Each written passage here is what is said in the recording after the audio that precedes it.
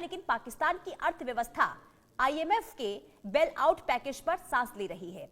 IMF ने पाकिस्तान को bail out programme के तहत रिवाइज्ड रेवेन्यू टारगेट को पूरा करने में हो रही दिक्कतों का हवाला दिया और साथ ही चेतावनी भी दी कि टैक्स में राहत से कलेक्शन कमजोर हो सकता है। और इसी के साथ यह भी कहा गया कि स्मगलिंग का खतरा भी इससे बढ़ सकता है। कुल मिलाकर पाकिस्तान को बहुत बड़ा झटका इससे लगा है, यानी कि टैक्स घटाने की जो मांग की गई थी आईएमएफ से, अब आईएमएफ ने इसे पूरी तरीके से खारिज कर दिया है। हमारे साथ मेहमान जुड़े हुए हैं। टीपी त्यागी सर, एक तरफ पाकिस्तान कंगाली से जूझ रहा है, लेकिन आईएमएफ से जो ये मांग की गई थी कि टैक्स घटा दिया जाए कंडोम पर और जो गर्भ निरोधक चीजें हैं, लेकिन उसे तो खारिज कर दिया गया। ऐसे में आगे क्या हो सकता है, पाकिस्तान का क्या रुख देखने को मिल सकता है और आईएमएफ ने इसे खारिज किया है, इसके पीछे की वजह क्या हो सकती है, इसे भी विस्तार से समझाइए।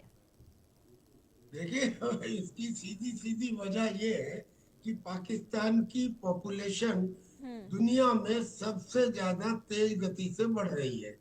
आंकड़ों में अगर बताएं तो आज की तारीख में वहां की पॉपुलेशन करीब 25.7 करोड़ है। आज से 2 साल पहले वहां की पॉपुलेशन 23.7 करोड़ थी, यानी कि 2 साल में 1 करोड़ बढ़ गई। 2 साल में 1 करोड़ का मतलब ये है कि हर साल करीब 50 लाख उसकी पॉपुलेशन बढ़ रही है। अब उसके पास प्रेजेंट पॉपुलेशन को भी खाने के लिए साधन उपलब्ध नहीं है। आने वाले समय में उसकी क्या सिचुएशन होगी, तो उस पॉपुलेशन ज्यादा तेज गति से ना बढ़े, इसलिए वर्ल्ड बैंक ने, आईएमएफ ने, इंटरनेशनल मॉनेटरी फंड ने ये कहा कि पाकिस्तान का जो ये सुझाव है कि वो कॉन्ट्रासेप्टिव के ऊपर, बेबी डाइपर्स के ऊपर, कंडोम्स के ऊपर जो 18% ड्यूटी थी उसे घटा के वो 0 कर रहे हैं। तो आईएमएफ ने कहा कि अगर तुम इसे हटा दोगे तो तुमको करीब 600 मिलियन का लॉस होगा। 600 मिलियन का जो जो लॉस होगा वो तुम्हारी इकोनॉमी के लिए बहुत ज्यादा घातक है। इसलिए उन्होंने उसके इस प्रपोजल को मना कर दिया कि आप ये 18% की ड्यूटी कॉन्ट्रासेप्टिव के ऊपर, बेबी डाइपर्स के ऊपर और कंडोम के ऊपर नहीं घटाएंगे। ये दिस इज द रीजन।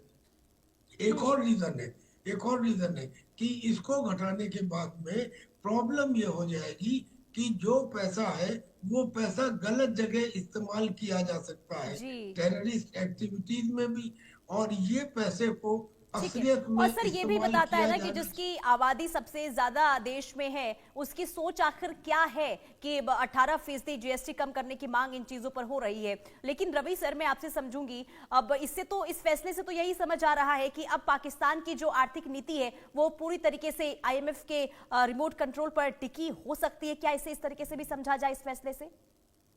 जी बिल्कुल पुनीता जी, मैं समझता हूँ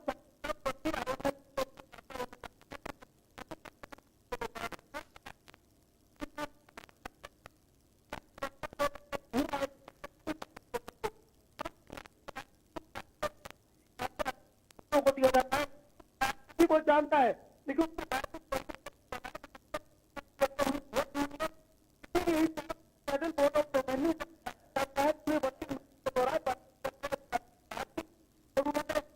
लगाई, लेकिन उन्होंने पूरी तरह से रिजेक्ट कर दिया और उन्होंने यह वादा किया कि अगली जो बजट सत्र आएगा उसके अंदर हम तय करेंगे। लेकिन सच्चाई यह है कि अभी फिलहाल आईएमएफ किसी प्रकार की छूट देने के को तैयार नहीं है और ये पाकिस्तान के लिए बहुत बड़ा झटका है, क्योंकि एक तरफ तो कंगाली के कगार पर पाकिस्तान खड़ा है, दुनिया भर में भीख मांग, कटोरा लेकर भीख मांगता है, दूसरी तरफ तेजी से बढ़ती आबादी और उस पर कोई कंट्रोल नहीं। इसको लेकर चलिए सर, माफी के साथ आपको रोकना चाहूंगी।